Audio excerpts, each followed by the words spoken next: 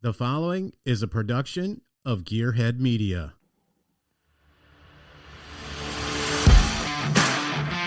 All right, welcome back to the All Automotive Podcast. I'm your host, Matt Clawson. And today we're talking with my brother one more time. And I know I've been talking about this for the last couple of episodes, but we're going to give you the update on our 1968 Chevrolet C10. That is a project for me and my wife. Actually have her out in the barn doing stuff. So we'll get into all that. We're going to talk to my brother about his project, and he's got something really cool that I think you guys are going to like as well. So get ready for the next 20 or, 45 minutes or so. I'm glad you're all here. Fasten your seatbelts. We're getting ready to go green. And welcome back to the All Automotive Podcast.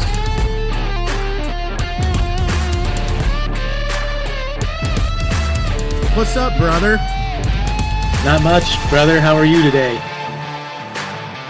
I am doing well. I'm glad to hear that. Yeah.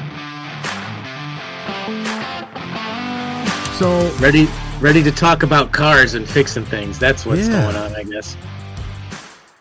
That's our shtick, I guess. Of course, I'm always ready. I'm always ready to do that, right? So yeah, no worries there. So a couple of months ago, just so everyone's on the same page as we are, it was several months ago. I know it's like you try to get a plan in place, and we've talked about that too.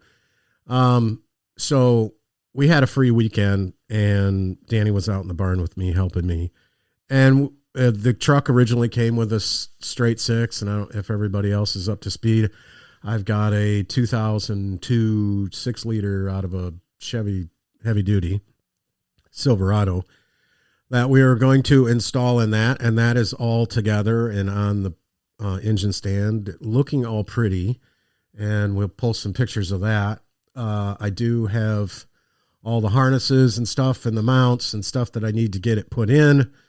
However, in the last couple of months, I purchased a wiring kit for the body and the whole vehicle itself, because the gentleman who owned this truck before me should not do wiring. And I'll tell you why. So he liked wire nuts, right? Oh my God. Every little connection that needs to be under the hood and everything. It's all, the wire nuts you use for house wiring everywhere. And wherever there was a problem with a wire, he'd run a new wire and wire nut it in. I don't know. So it was it was challenging getting that removed, which wasn't, too big of a deal. So I would tell people, if you're going to do this, and I'm in a couple of C10 groups on the Facebook there, and I'm very well versed in 12-volt electronics and vehicles, because that's really what I've been doing for the last 25 years. And so systematically, I kind of just took the bulkhead. There's a pass-through, I call it, between the firewall inside the truck and then outside the firewall there. Just unbolts, and you pull it out and disconnect a couple of different things here and there. And I would really tell people that do not destroy this harness, because you can use it as a guide for putting the new one in. Now, Painless does a really good job with telling you on each wire, and it's kind of an eye chart, but it tells you what each wire is for, which is nice. But we're putting an LS engine in this with its own little standalone harness, and so we need to kind of mate these two together. So there's some things in there like alternator, and because it's really designed, the Painless one that I bought, which is specific to the 67 through 72 Chevy trucks.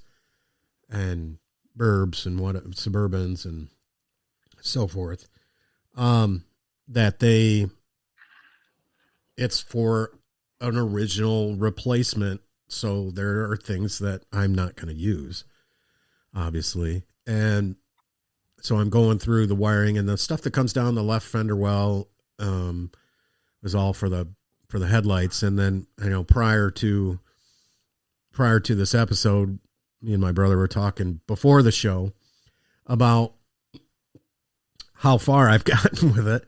And, it's I'm good at it, and I know exactly, but I'm trying to be extra meticulous too because the length of the wires they give you plenty, which is great. So I'm like, I don't really need all this extra wire for the marker lights. I'm going to cut these and make them shorter. And then there's the question of what do you cover it with? And of course, Painless does sell the fancy, mesh type stuff, or you can just go get convoluted tubing and stick it in there, which is what you see under the hood of most any car today. But yeah, so the old harness actually has, because these turn signals have a little rubber grommet that hooks onto the core support, and there's like a 2-prong plug that I ended up reusing because I didn't want to wire it how they said to wire it in the manual, because they wanted you to cut those wires and then just kind of splice them together. And I thought, well, the pass-through, those lights worked, and I don't think that, so I cleaned all of them up, and I got a good length of, until there was a wire nut on the one side. So I was like, okay. Yeah, it looks good. I just got to get, like I say, I got to invest in some convoluted tubing and get the other side done. And then there's, like I was telling Jeff before the show, before we got on, that there's a wiring harness that goes across the firewall, and then it comes around the right front fender too. And it kind of sneaks down underneath behind the hood hinge, which is not a big deal, but with the engine out, it's easy for me to get up in there and stand in there and get that kind of all hooked up. But again, it's a factory replacement for these trucks. So if we were to have kept the straight 6 in there, it would have all the hookups that are necessary for its starter and all that stuff. Yeah. Which is kind of what we're going to probably still use is the starter circuit. And that's not very complicated too. It's, power and then signal. And well, the longtime listeners of the All Automotive podcast might recall that I was working on a Jeep for a friend, and we did the rewiring, on that. And the Jeep, this is a Jeep that had been rebodied. It had a fiberglass body. It was titled as a 1974, but who knows, what it really was. We swapped out the AMC V8, which was swapped in. It was like the car wasn't born with a V8, but it had been welded in at one point. We pulled that and put a small block, first gen small block Chevy in it. Well, I used a painless wiring kit, a universal kit, for that. And what I would say to anybody that was going to use one of these kits is as you were kind of saying, don't throw whatever you can of the old stuff away to at least give you some breadcrumbs as to how it's supposed to be hooked up. But, in this case, we switched out the factory column for a tilt, like an aftermarket tilt. And it was right. And that's GM something we're going to do too. Yeah. GM style aftermarket tilt column. And now the painless wiring was good about life, especially with Jeeps, because AMCs of that vintage were like, Ford transmission and Jeep body and a GM steering column and whatever they had. Everything in the it was like a parts bin special or whatever. So a calico. it was an interesting exercise to get that all to work together, which ultimately happened. But what I would suggest to anybody, because after I had it all done and you would look underneath the dash, it looked kind of messy. So I had to spend some time like fluffing it up as best I could. Right. If I had it to do over again, I would have laid it all out on the floor and tried to, look where everything was going, but I had, pulled it all through the car, and I had the whole engine compartment done, and then started on underneath the dash. And I probably should have done that in the other way, right? So that I was, so it would have been a little bit of a cleaner install, but everything works and nothing's blown out. And my friend Mike has driven it, a bunch of times now, and with no ill effect. Everything works. The only other thing, I'm painless if you're going to use or any wiring and you run into a car with a fiberglass body, you need grounds everywhere, and you need lots of grounds because you can't ground anything to the body. It doesn't work. So I ended up putting some ground, I don't know what you want to call them, but some stations where I had it grounded to the frame, and then I ran a bunch of ground wires to it, so that it could ground everything. Nothing works without a ground. Couldn't figure out why the blinkers are going crazy, and this one blinks and this one doesn't blink. Well, this one's not grounded. So once you figure that out, like every single thing has to be grounded. So yeah, the electricity has to have a path to ground. So what I was dealing with was just stuff that was not, repaired correctly or installed. They were just trying to avoid what I'm doing. But so with any kind of harness like this, it looks daunting to start with. And even myself, I was just like, ASC master technician, this ain't going to be a big deal at all. And then I got it out of the box and I was like, oh. Yeah, it's intimidating when you flip the cover and you're like, this looks like 60 miles worth of 18 gauge wiring. What am I going to do with this? But, and I would encourage everybody too, to read the freaking manual, because it does tell you, and I wouldn't have known that about the turn signals if I had not have read that. Right. And I've read as far as I've gotten. So I'm doing under the hood stuff right now so that I can get the engine installed, so I don't have to, work around the engine while I'm trying to work across the back of the firewall. Cause some of that wiring, and there's not a lot of wires once you kind of just get them all. Okay, this is for this is for that. All right. So, but the kit doesn't, the kit for the headlights, I had to get my, I have a special wiring repair kit crimping tool that I bought from Mac Tools a number of years ago, because we're constantly in Michigan here fixing corroded wires for one reason or another. And so I had to dig that out. It's not something we use every day, but it's nice to have, the ones that are the crimping pliers that crimp down so you can kind of get the terminal in there, have the pliers closed and locked, because it's like a ratcheting one. And once you squeeze it all the way together, it opens back up. And so I had to dig that out. And thankfully it's got a couple of different styles because the terminals are different, and they give you in this kit all these terminals. So there was a little bit of guessing with that. And then again, so I referred back to the old harness, and I thought, well, maybe I'll just splice these old connectors in. And I was like, no, I don't want to do that. They're giving us all this stuff. I might as well use it. So I screwed a couple of terminals up initially, but that's because, like I said, I didn't have the correct crimping tool. And when you get the right ones, they're ratcheting. So once you start closing it, you can get the terminal in there, hold it with one hand and slid the wire in there, and then it's done. And then all you do is stick it in the back of the connector. But then you got to figure out, is high beam this terminal and low beam's this terminal, and the bottom terminal is ground, and it just needs a path to ground. It's just, I needed to know which one was high and low. And who knows, maybe one of them isn't going to be right, but without the car having the battery and all the other harness in, I can't really test that until I get the whole thing together. Well, you know what I did to test it, which I thought I was pretty smarty pants when I did this, is I hooked the my battery charger. I have an old school battery charger that just can push 2 amps, and I hooked that to the battery terminals with no actual battery.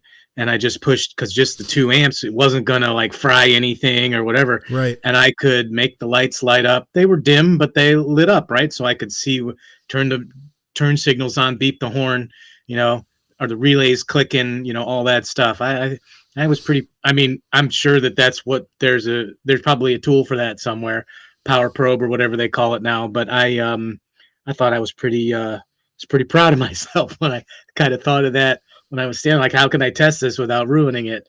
Yeah, it worked out really well to do it that way. Yeah, and I've got a battery charger that's like that, but some of those don't come on unless there's 12 volts present. So you kind of got to watch for one of those. I do have one of them battery chargers, and that was really frustrating. If it doesn't have any voltage in the battery, or you're not, you kind of got to light it up with 12 volts initially. So you may have to have a battery in there to get your battery charger going. But yeah, I kind of did that. I kind of did that with the horn, because it's like got a single horn and it's on the left front. And I go, well, why don't I crimp? Because this wire was super long, and I go, oh, well, that'll reach over to the other side. I'm going to set this up for dual horns. Yeah. And then I can just buy the kit that's got the high and low note, A and the F note or whatever. And, the one can be on the right and the other one can be on the left, and it'll sound like a new Chevy truck. We will be back after a short break.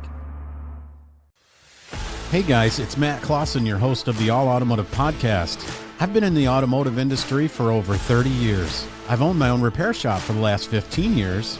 I was going to write a book, but I started this podcast instead. So come join me for my take on vehicle extended service contracts, or what to look for when purchasing a used vehicle. Like and subscribe to the All Automotive Podcast. We're on Apple Podcasts, Spotify, or wherever you're listening now.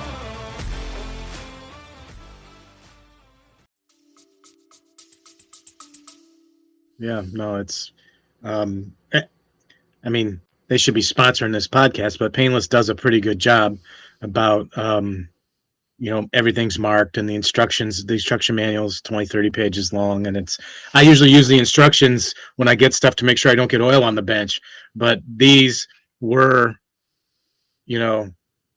worth reading, and reading the whole thing cover to cover was helpful. And it doesn't turn out to be as hard as it looks, even for somebody like me who doesn't really know a hell of a lot about, wiring, for these older cars. You don't need to be a genius. You just need to know how to read and know how to match colors and have a little bit of mechanical aptitude. You don't need, if it doesn't have a computer, it's not, it's not going to confound you. We're not talking about local CAN networks and yeah, right. CAN network modules. Has that got beer in it? Like, I don't even know. Well, we worked on a Grand Cherokee, and it was a 2023 last week, and thing has 23 modules. Nice. Both door modules, nice. Engine computer, transmission computer, ABS.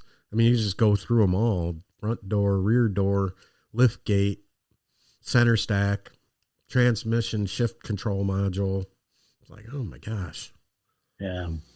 So yeah, it's like I said, it did look a little daunting when I got it out of the box, but then I was just like, oh, well, this ain't too bad. And then I got over here and over there, and yeah, I guess if you're really worried about it and you really, really don't know, and you most likely have somebody like us that is probably either helping you, or it's in their house or their barn, and you're doing it for them. But if you want to learn, that's a good way to do it. If you've got a friend that knows stuff like that, and I encourage that as well, just because it's always good to know stuff like that. And then it's helpful too, so that you can maybe fix something that's your own and not have to do that. Right. Well, so I'll probably be buying another Painless kit pretty soon, so we could use this as a segue, because I have another project that I acquired in the fall. Well, that is going to need to be rewired. And what that is it is a little bit of a funny story, and it's a short story. I was on Facebook Marketplace, as happens from time to time, Right. and guy was giving away some shop lights, and they were those long 8-foot fluorescent ones, Oh, and he had a bunch of bulbs to go with it, and so he was just giving them away. I said, okay, I'm on it, and he wasn't there when I picked him up. He left him, leaning against the garage, whatever. So I grabbed everything. I spied a yellow old style Beetle sitting on a trailer over by his barn. And when I texted him that I picked up the stuff, I said, "It's a cool Beetle. Let me know if if that thing comes up for sale." And he said, "Well, it just so happens you're in luck. You're in luck. You'd be a fool not to buy this car, son." And so I went and looked at it, and it is a 74 standard Beetle with auto stick. And so it's just like the one you got, sort of. It's pretty much mine's a 71. My good one is a 71. This was a 74, but it was still a standard Beetle with a flat windshield. And so I harvested a bunch of stuff that I wanted for my Beetle, like the retractable seat belts and the window glass, just in case I was to ever need it. And then I'm in the process. I've almost got the body off of the shell at this point, but without any further ado, I also was on Facebook again, as happens from time to time, Marketplace that is, and I saw a guy selling a couple of Bradley GT bodies, and several tubs of parts, to go with. Great tubs. Yeah, tubs. And it's actually pretty cool though, because a lot of those Bradley GT kits, it turns out you could buy the standard kit, and you could buy the gauge kit, and you could buy a lot of different things. So I got like the seat shells, I got all the gauges, I got the headlight doors, I got most of one of these Bradley. I got a couple of the windows, the gull wing windows. If you look at a Bradley GT online, it looks like a 5/8 version of like like a little sports car. Back in the day, you would see pictures Ford of them. GT. Yeah, it looks a little bit like a Ford GT, and it's swoopy. And back in the day, you would see them with like Krager wheels on them, and white wall tires on the Krager wheels, and the heavy metal flake body. That kind of. And it's kind of got like a Corvette shape a little bit too, maybe. It's pointy in the front and flat in the back, and it's swoopy in the middle, and so it's but it was a kit car back in the day, and so is this got a specific year? Because I know they were like the kit. Yeah, kits from they made them from I don't know, the 70 to 81. This one, I don't know when this is dated. I have the assembly manual and stuff, but I don't know when it's dated. That would be interesting to. It's pretty cool. So, still, I mean, it was when we were prior to 10 years old. Well, I was just telling you before, like, I'll tell for the listeners, I was just telling you before we got on the phone, when you and I were kids, my father brought home a brochure for the Bradley GT, and I remember just looking at it and thinking that was the coolest thing I'd ever seen. And I guess I don't remember that. I don't know. Yeah, and so I don't know why he would have brought it home. Maybe because he's got two, because he built an airplane by himself. Two young boys at home or whatever. We like cars, whatever. So maybe that's why. I don't know where he got it. I don't know how he got it, but we had it, and I remember flipping through it and thinking, this is the coolest thing I've ever seen. And so anyway, when this came up, I don't have $1,000 yet in the Beetle and the junk that I bought. I spent as much money feeding my buddy breakfast and filling his Dodge with diesel fuel to go pick up the parts. How is Terry? Terry is doing well. He is great. He is alive and He's well. He's a good guy. And living in Chesterland. And so he we actually drove out to Pennsylvania, Western Pennsylvania, just inside of Pennsylvania, to grab the stuff. So, but that's the next thing, and it's going to need like a full rewiring and everything. There's nothing good, left in the Beetle. The Beetle is going to need. I mean, the frame is there and stuff, the pan or whatever you want to call it, the skateboard, whatever they call it in Beetle world. I'm not a I don't huge know. Beetle head. Yeah. I like them, but I don't know how they refer to it. But Don't know the lingo. I do not know all the Beetle lingo. I've been going to Volkswagen shows, and I'm getting up on my lingo, but I don't have it all down yet. So anyway, so that's going to be my summer. Is fiddling with that project, and Well, that sounds like fun. And those go on that. So you're going to use the Beetle chassis for this. So yeah, what they were intended for. Yep, they are a bolt-on. Like they were designed to fit on a. That was what this car company thought you would do back in the day, is buy like a running driving Beetle and immediately pull the body off of it. So nice. to build your Bradley GT, and I'm assuming some people did do it in the day. It would have been nice to do it back then because the floor pans wouldn't be rotted out like they are in this one. But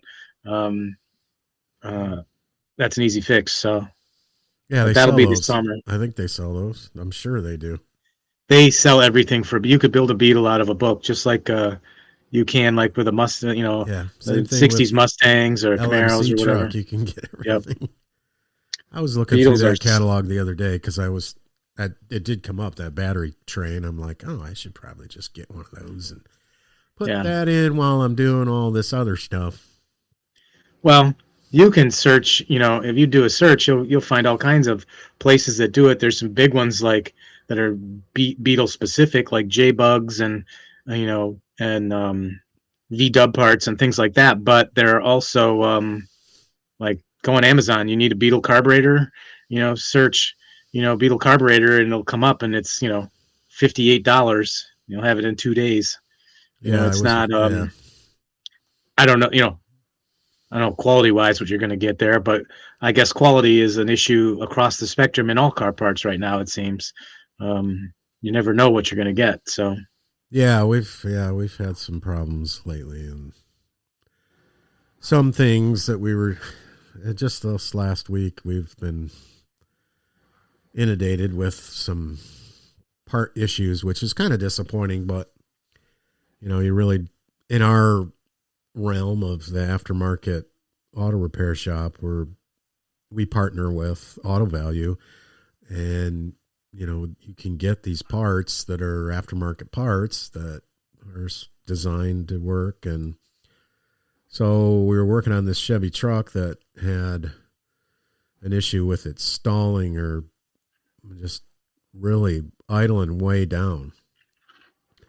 Well, this has a pressure sensor on the fuel line, which tells the fuel pump control module, tells the fuel pump control module to turn on and off the pump that's in the tank. So it saw the pressure at 90 PSI, so it said, okay, we're not going to turn the pump on. So it would sit there and run out of fuel and stall. So we've followed the flow chart and looked at it and checked the pressure manually, and we did not have 90 PSI. And so we put a brand new part on it, and we plug it in. I'm like, Aaron, my tech who was working with, I'm like, it still shows 50 pounds. It should show 0. We don't have any. We relieve the pressure, because on the high pressure fuel systems, you kind of got to be careful with that, because it's 400 some PSI. So they want you to shut off the fuel pump and run it out of fuel so that you can change this sensor, which that's a good idea. But it's on the low side. So it really, so this brand new sensor out of the box doesn't work. So we chased our tail for almost, we re-diagnosed it, and we're like, this is bad. So we got one from the Chevy dealer, and of course that one works. Yeah. Problem solved. And it saw what the pressure is, and then it reduced the pressure based on what it wanted, and then so it stayed running. Because he had thought the pressure was so high that it kind of just turned the pump off, and it would just Right. it just idled down so low. And that was one of his descriptions when he dropped it off. He's like, it really just idles way down, and then sometimes it'll stall. Like, geez, okay. Yeah. So, yeah, I mean, across the board, some of the parts you're going to get, and I've said this, I don't know how many times to people that ask questions about why when they get something and put it on and it doesn't work. I'm like, well, it's not uncommon, and it's probably happened before.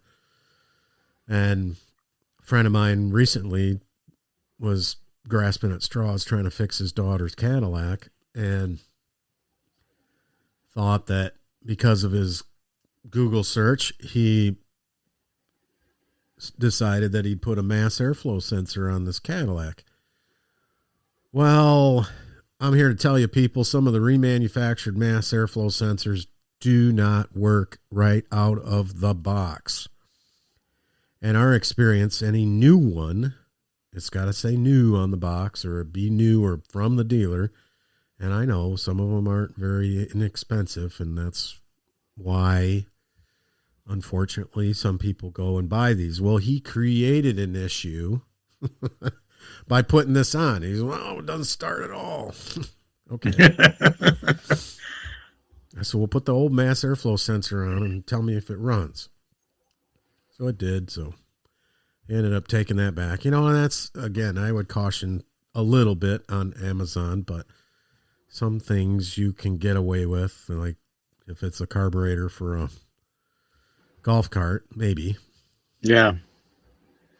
But any good restoration part, you're going to maybe get something that's not good. So keep that in mind too.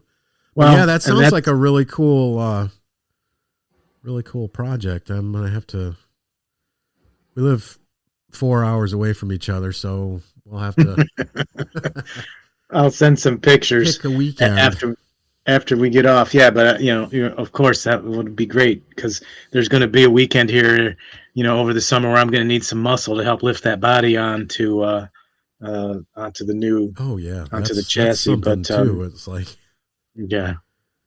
So Danny's like, well, how are we going to do this? Take this engine out. Well, okay, so I backed the truck into the bay, so we had more room.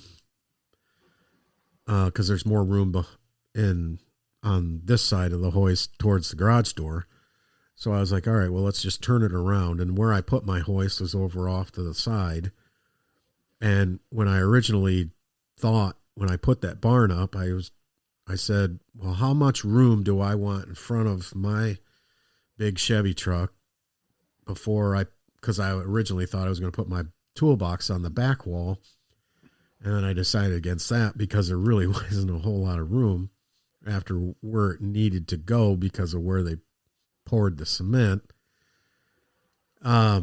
So when the guys came to put the hoist up, I was just like, yeah, this is where it goes. And because this is where the thick concrete is. And so we don't, tip over. Anyway, so we backed it in and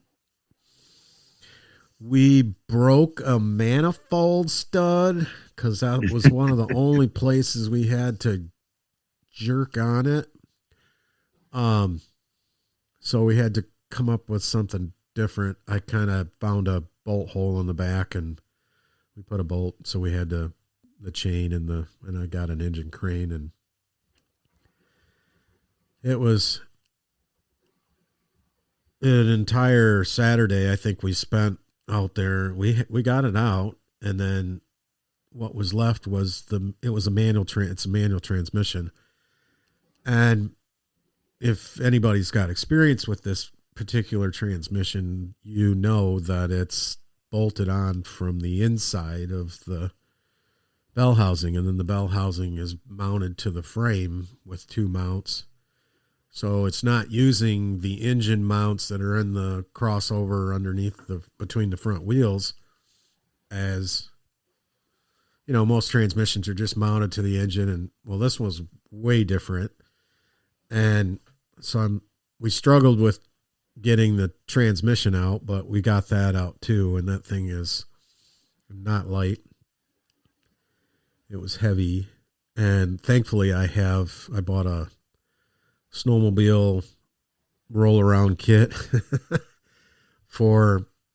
I just kind of lowered the truck down far enough and kind of wiggled it out, and it hit the thing with caster wheels on it. We raised the truck back up, and out we went. But nice. Yeah, then it was like the bell housing has got to come out. How does that come out of there? And it's got to come out the engine side, not down below. It won't fit down below. So for being a 1968, that was a little challenging as far as that goes, but we got her all out of there, and then that frame piece that holds the. So are the mounts already there, or do you have to do some fabricating, like the V8 mounts that you're going to end up using? Oh, so the mounts that were in there, I took out, and then the kit I bought, which has got the transmission cross member, which I've mounted up under there just to keep the frame from wobbling around, because there's that bracket that goes between that held the bell housing needs to come out because there's no way that the transmission is going to fit. And I posted that question in the C10 group I am in, and everybody was like, get rid of it. I'm like, is it going to fit? Yeah. They're like, what transmission are you using? 4L80E. Oh, okay. Yeah. You're going to want to move that. Yeah. So that had to come out. So I was out there, and it's not bolted. So those were riveted. So that was, I thought at first I was going to be able to use the air hammer and a sharp chisel bit to get those off. Those rivets. Yeah. And after the first one, I'm like, this is stupid. Nope. So, the gas axe came out, and I'm pretty good at blasting them off. Thank you, Mr. Shively. My shop teacher from high school, his name is Mr. Shively, and he was an awesome guy. Anyway, taught us all that stuff. So blowtorch, pull the head off, try not to damage the frame too much. And then just push them out with the knock the slag out. With the nose bit, you can push them right out. So I know the neighbors were not thrilled with me when I was hammering on that with the air hammer, because it gets pretty loud. I know at the shop it echoes across the street, and it gets pretty loud. So, and wear ear protection. Don't be the guy that says, oh, it's not a big deal. Yeah, well, it's a big deal now because my ears ring constantly. Yep, constantly. Yep. Save your hearing for when you go to the racetrack and you want to hear the cars go by. Put your ear pro on in the shop. Yep. So I have the and I brought those home, my earmuffs, and because that thing is super loud. And now that I'm older, I almost wear my ear protection almost the whole time I'm working on something, because you might have the impact out, you might have you might bang on something, a ball peen hammer hitting a brake drum is loud, like it hurts. So you gotta. I almost wear. If I don't have them on my ears, I have them up on my head, ready for whenever it gets loud. Because it's when you get when you're young, you don't think about those things. But now that I'm old, officially it's old, just not even. I tell the guys all the time. I'm just like, my ears ring all the time because of crap like this. I'm just telling you. Right. And just with the same thing with your eyes, you only got two of them. Right. Make sure you're wearing your safety glasses too. So what are you gonna put that body on the frame that you got from the I mean, that's basically what the deal is. I've got the shell stripped down, and there's 10 or or so bolts aside that run underneath the rocker, and you can pull the Beetle body separates, and it leaves the floor pan, and the suspension and everything is all contained right on the the skateboard, whatever you want to call it. It doesn't connect to the body in any way, so it's not like like a unibody car like my Dodge or whatever, like all that's in the body. You can't separate the body from the floor.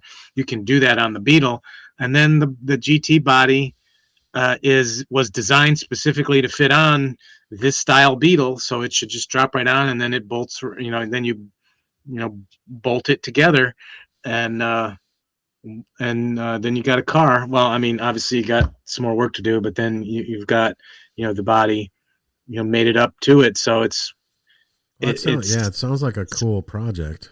Supposed to be pretty easy, and it will be harder than I think it's going to be, but it's not going to be that hard. I mean, Beetles are so simple, and the whole thing, the kid car was even more simple than the Beetle, right? Like, I'm not sure how these things were green lighted to drive around on the that I guess tells you what it was like in the 60s and 70s when they were designing this stuff. So because it doesn't look like you could particularly today with some of these trucks or whatever, like the bumper on your truck probably would be at my head level when I when I'm sitting in this thing. So I'm that new truck of mine is tall. Holy cow. Yeah. Doing an oil change on it, I need a stool. Yep. Not a very tall person, but man, you can't even open the hood. And I'm like, nope. I got to jump up to get the dipstick. But yeah. Anyway, all my life. All my life. Okay, well, that's cool. Yeah, I didn't know how if it just bolted right on. I'm sure that was. Yeah, no, it's kind of the supposed idea. To be a bolt up. We'll see what actually happens, but yeah. We're supposed to be a bolt up. So yeah, because Mike's redoing a Carmen Ghia. Oh, that's cool. Yeah, he's doing the, and it's he was talking about the skateboard or belly pan like you were talking about. Yeah, there's a fair amount of interchangeability between them, but there's a lot of Carmen Ghias have a lot of specific parts to them as well, but they're definitely all, same engine in the back, all that stuff. So, yeah, that's cool. Yeah. So the kit for the engine mounts on the C10, if we get back to that, sure. I bought this kit from Holly, same place you buy the Sniper EFI systems. They're branching out as well. And, again, it was something, there was a lot of comments on a thread of what to use, and there's different stuff out there. So we'll see. I mean, they bolt in place to where the old mounts did, and then it asks you a couple of questions if you got a wide frame or a skinny frame. Yeah. So you figure that out before you order the stuff, and it's got the transmission mount. You have to tell them what transmission you're using and what engine, and then because they've got kits for regular small block Chevy, and the big block ones are obviously they had those engines back in that day, so you could still get those from LMC if you're putting a big block 396 or 454 in it or something like that. There you go. But yeah, we got the engines on the stand. I got everything all on it, intake manifolds on it, and I had bought also, because this one is not drive-by-wire, it's drive-by-cable. I just thought I was going to I thought I was just use the original gas pedal that was in it with a cable and attach a cable to it. So I'm like, okay, 2002 Chevy truck. I looked up the part. Of course, it's discontinued, and so yeah. So I was thinking, because that's what I did on the Monte Carlo. I just ordered a throttle cable that fit through the firewall for a Caprice, and it worked. So I don't know. maybe that one would work too, but it's got to snap in or be kind of the right way. But then there is a little issue with because I got an aftermarket Holley throttle body for it, which is a little larger. I don't know if that's going to add any horsepower like it needs anymore, probably, but Yeah. It's just the cable's going to be a little skewed. So I don't Yeah. know. I gotta figure that out. Either that or make a bracket, because the original bracket that is up there for that, because you snap the cable into that bracket and then it snaps into the firewall and you hook it onto the pedal. So I bought a throttle cable and a pedal that's supposed to bolt right in, and so we'll see. That's working on Yeah, that too, yes. That's the other thing about restoration, right? It's supposed to bolt right in, and then you get it, and you're like, well, I'm going to have to modify this because of whatever. Like it, you think building cars is more science than art, but particularly, when you get off into like Mopar and different things, there could be thousands of combinations, and it seems like nothing ever actually fits exactly the way that it's supposed to fit. So yeah, and it's just reality, it's the gas pedal, but still, it's got to work and be able to, because the whole mentality, this whole project is Danny's got to drive it. Danny's got to be able to drive it. I can't physically say I'm in Jackson at work and the car show is tonight. You get in the truck and drive to me, and then we'll sit at the show, and then so I don't have to drive home. But that potentially could happen, or she could want to take it somewhere. I don't want that in the back of my head or anywhere that, there's going to be an issue with something like that. Cause that's, obviously that's a safety issue, because you need to be able to accelerate and just like the decelerate. Brakes, just like the throttle needs to close when you lift your foot up. Yes. Yes. Well, the spring works on it's spring loaded at the throttle body, but, that was another concern. So, engine's all waiting, ready to go.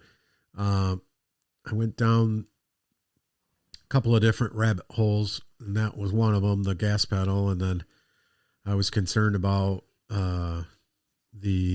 the cable and how it kind of actuated itself, because I bought a couple of different cables.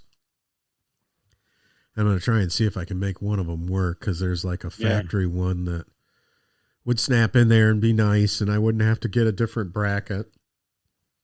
But I think I'm going to have to manufacture a bracket and see what I got, so that the cable is straight when it pulls it's not crooked and come off or whatever. And I've pulled it back and forth about 10, 15 times, and it doesn't come off, but it's just that one time in the back of my head, it's not aligned straight, and it would potentially cause an issue. I don't want it to cause an issue. So, but it's coming along. And another thing I would tell people too is if like we were talking about before with setting goals, it was like, I wanted to get that engine out by the end of summer, and we accomplished that. And then it's been super cold up here this year. This winter has been, not very easily, I've got a wood stove in the barn and I can heat it, but I was out there the last time and it's around 10 or 15 degrees. I'm not going out there. Yeah, you can't. I've got a furnace and I've got some radiant heaters, but the building's not insulated. And so when it is 7 degrees, there's no way I can get it warm enough to be comfortable in there. You got to stand on the concrete. Like, if you're fancy and you have a heated concrete floor, that's one thing. I couldn't afford any of that when I did my, shop. So,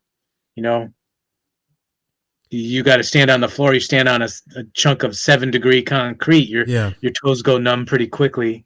So, yeah, I mean, I had my heavy winter coat, one of my Snap-on coats I got over the years, and I'm putting this wiring together, and I had it because you start the fire, go in the house, go back out there about an hour later, and it's 50-ish.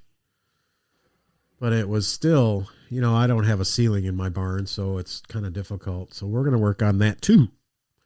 So maybe next year we're not, the heat's not going right out. Yeah. So yeah. Amen. Get my brother-in-law to come over or my nephew to come over and spray foam for me. There you go. And then we'll be good to go. But yeah, I agree. If I had the funding and could have spent the money on radiant heat in the floor with however that could be accomplished. Again, we still have to get like an outside wood stove with a circulation pump and blah, blah, blah. It's still a thing, right? You still got to, it's complicates things. So. So that's where we're at with that. I thought I would give everybody an update on that. I know I've been talking about that for the last couple of different episodes, and we were trying to get Mrs. All Automotive on the show today, but there's some other things going on in her life, and being a teacher that just got moved to a new building, and so now all the 3 elementaries are now in one building, and they're having a wonderful time getting adjusted to all that. So I can imagine. So I tried to get her on here, but maybe we'll have her on one time and she could enlighten us about how her vision on what's going on with this truck. And like I said, I enjoy it, and I try to get out there and do things. It's just difficult. This winter, it's been difficult because it's been so cold.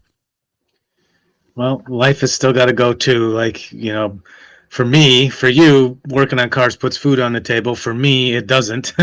So I have to gauge, making money with the things that you want to do. But it's all good. There's no time limit on any of these things. Goals are a good idea, but hopefully you can get it. You can get it done in a reasonable amount of time, but it's the process more than the completion for me. And so I'm happy to have it to do. When I have the time, I go out and I do it. When I don't have the time, I don't go.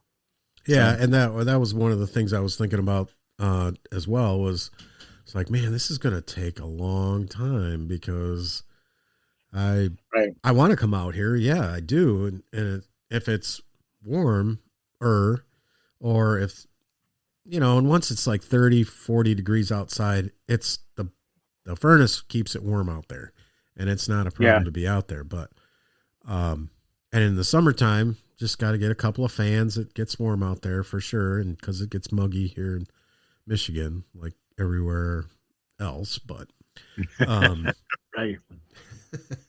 So yeah, thanks for coming on the show and telling us what you got going on. I'm really intrigued about this Bradley GT kit car and how that's going to come together. So yeah, I'll keep my eye out for some Volkswagen parts for you. Yep. If you run across some stuff, particularly, the running gear type stuff, I'm going to be in need. So. All right, cool. All right, that's going to do it for another episode of the All Automotive Podcast. I'm your host, Matt Clawson. Big thanks to my brother for being on the show today. It's good to see Jeff and to talk to him. Like the project he's got, the Bradley GT car. Man, that thing's going to be cool.